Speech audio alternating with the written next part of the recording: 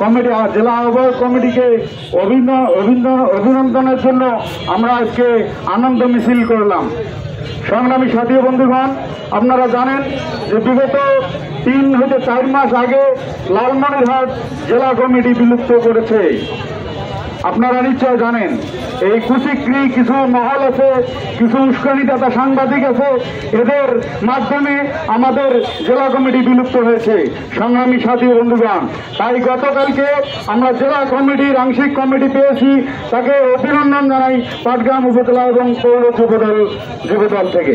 সংগ্রামী সাথী বন্ধুগণ, আমরা এতদিন যুবদল কোনো প্রোগ্রাম কিন্তু পাটগ্রামে করিনি এবং কোনো প্রতিবাদ আমরা করিনি।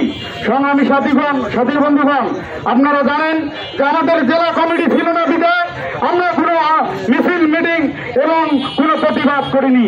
আমাদের জেলা যুবদলের কমিটি হয়েছে, তাই আমরা এখন এই যে চুলকানি কিছু ফেসবুকে নেতাকর্মী বিগত দিনে যাদেরকে আমরা দেখিনি, তারা এখন বিভিন্ন ধরনের ফেসবুকে পোস্ট করছে, তাদেরকে আমরা যুবদলই প্রতিহত করবো ইনশাআল্লাহ।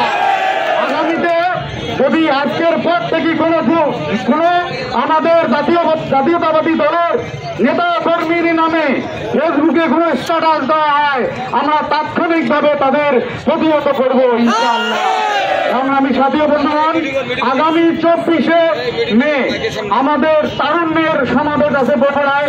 যুবদল, ছাত্রদল এবং স্বেচ্ছাসেবক দলের 3 দলের মিলে আমাদের তারুণ্যের সমাবেশ আছে।